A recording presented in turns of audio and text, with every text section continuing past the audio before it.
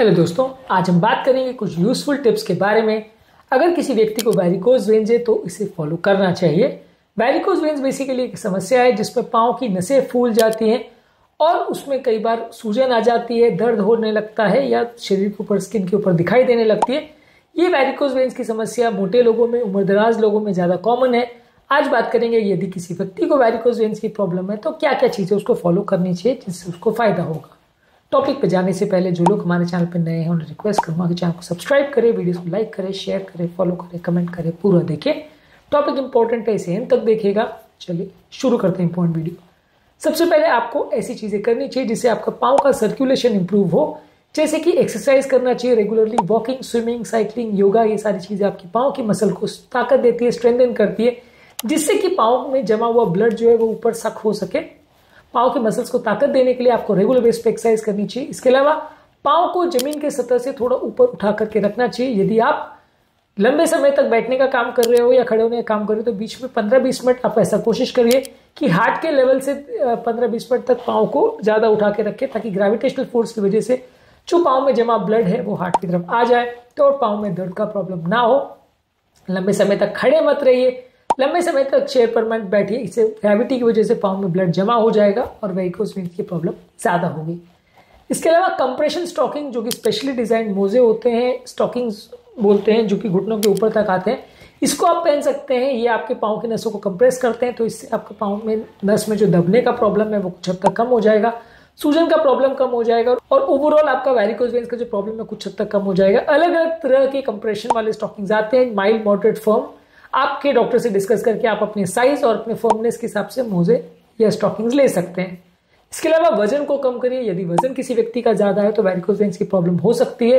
Pregnancy के दौरान भी प्रॉब्लम आ सकती है, तो ये प्रॉब्लम्स उस हिसाब से सॉर्ट आउट होंगी। प्रेगनेंसी जब डिलीवर हो जाएगा बच्चा तो अपने आप कम हो जाएगा इशू, लेकिन वजन अगर ज्यादा है तो आपको उसको स्पेसिफिक टारगेट करके कम करना पड़ेगा।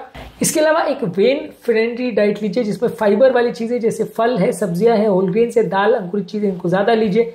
नमक की मात्रा कम रखिए, जो भी खाद्य पदार्थों में नमक ज्यादा है वो पाँव की सूजन बढ़ाएगा, इनको कम रखिए। एंटीऑक्सीडेंट से भरे हुए खाद्य पदार्थ जैसे हरी साग सब्जी, बेरीज, सिट्रस फ्रूट्स और नट्स को ज्यादा लीजिए। ये पाँव की नसों में सूजन को कम करेगा, इन्फ्लेमेशन को कम करेगा। इसके अलावा पानी ज्यादा लीजिए, ये आपकी पाँव की सर्कुलेशन को मेंटेन करेगा और ब्लड में क्लॉटिंग होने के चांसेस को कम करेगा, इसको भी ज्यादा मात्रा में ले सकते हैं। इसके अलावा एक अच्छा पोस्चर मेंटेन करें। आप अच्छा पोस्चर मेंटेन करेंगे तो पाँव का ब्लड फ्लो इंप्रूव होगा, पाँव का प्रेशर जो है कंपैरेटिवली कम होगा। लंबे समय तक आलती पालती मार के या पाँव को क्रॉस करके या एक पाँव दूसरे पाँव के ऊपर रख के क्रॉस लेग्स में मत बैठे, इससे भी पाँव पर प्रेशर पड़ता है। बीच बीच में खड़े होकर चलने के लिए जाइए, इससे पाँव की नसों में थोड़ा रिलैक्सेशन होगा, थोड़ा सा उसमें स्ट्रेचिंग होगा तो आपको फायदा मिलेगा। तो ये चीजें आप कर सकते हो। बहुत ज्यादा टाइट कपड़े और टाइट बेल्ट मत पहनिए। जो लोग टाइट मोजे, टाइट बेल्ट्स या टाइट जीन्स पहनते हैं उनको सर्कुलेशन कॉम्प्रोमाइज हो सकता है, खासकर अगर वो मोटे हैं तो ये ज्यादा प्रॉब्लम होगा, तो इसको आप अवॉइड करिए। स्टॉकिंग्स की यहाँ पे बात नहीं कर रहे, स्टॉकिंग्स तो तब पहनना है जब बीमारी ऑलरेडी हो जाए, पर लेकिन अर्ली स्टेजेस में अगर आप ये पहनते हो तो इससे प्रॉब्लम बढ़ सकती है। इसके अलावा बहुत एक्सेसिव हीट अवॉइड करिए। यदि कोई व्यक्ति लंबे समय तक हॉट बाथ, सोना बाथ या सन बेथिंग में जाता है जहाँ पे धूप का बहुत ज्यादा या हीट का एक्सपोजर होता है, तो इससे भी आपकी नसें डायलेट होती है और ये प्रॉब्लम बढ़ेगा। ठंडे पानी से शावर करने से पाँव का दर्द कम होगा और डिस्कम्फर्ट या पेन कम होगा। कोई अगर आपको साथ में हेल्थ प्रॉब्लम्स है जैसे बीपी है, कोलेस्ट्रॉल है, डायबिटीज है, तो ये प्रॉब्लम इससे बढ़ सकती है, तो इसको दिखाइए डॉक्टर को।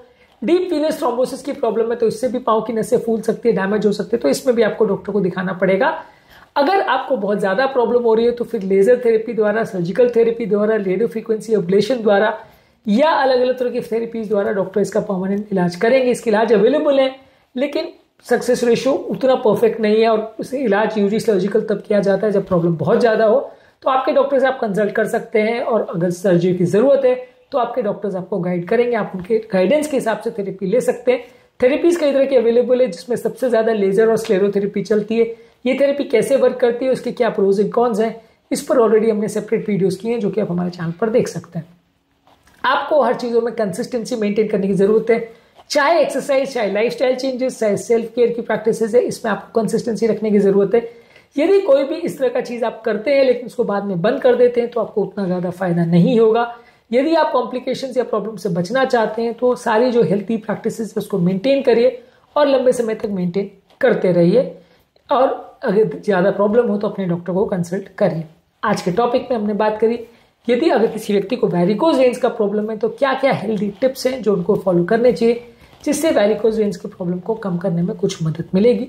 उम्मीद करूंगा कि आज के टॉपिक में कुछ नई बातें जानने को मिली होगी। वैरिकोज वेन्स पे हमारे चैनल पर पूरा सीरीज है, 10-12 वीडियोस अवेलेबल है। अलग अलग टॉपिक्स को हमने कवर किया है वैरिकोज वेन्स संबंधित। सभी वीडियोस को चेकआउट करिए ताकि आपको एक डिटेल अंडरस्टैंडिंग मिल पाए और आप इसको बेटर वे में मैनेज और मेंटेन कर पाए।